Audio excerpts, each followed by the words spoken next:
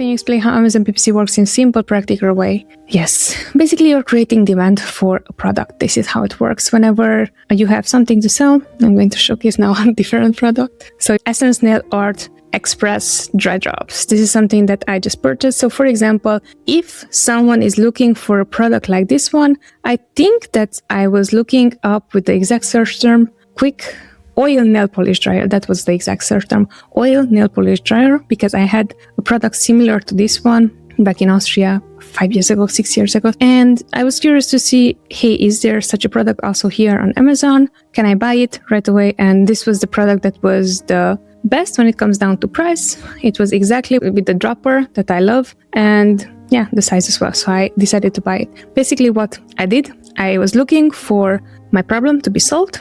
I looked up on Amazon, found a product that I believe that is going to solve my problem, and I purchased it. So that's a super high level of how do Amazon ads work in a simple and practical way.